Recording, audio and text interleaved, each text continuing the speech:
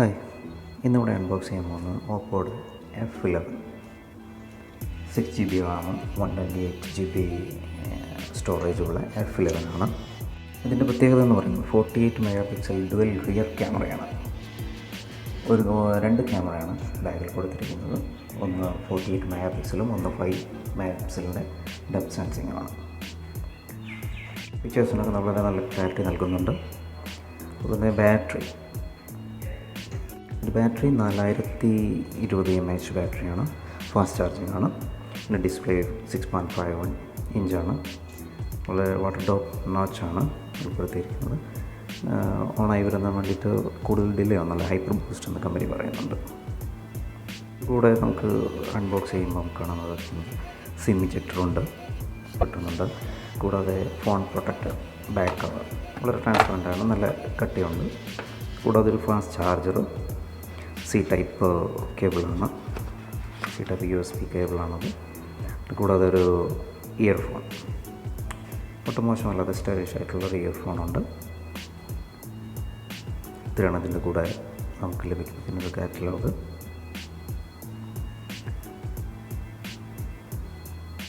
Marble ഗ്രീനാണ്.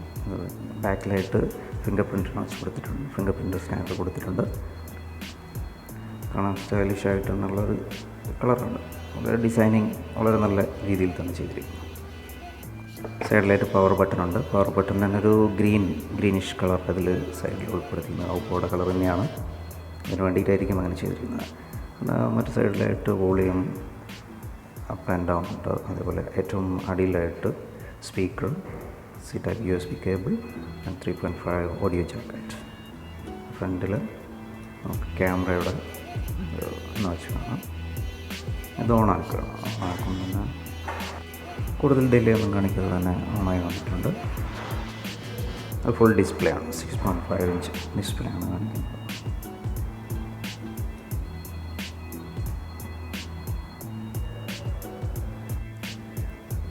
അതിൻ്റെ settings എടുക്കുകയാണെങ്കിൽ Android 9 ആണ് വേർഷൻ വരുന്നത്. കളർ ഓപ്സ് ആണ് ഓപ്പോയുടെ സോഫ്റ്റ്വെയർ വരുന്നത്.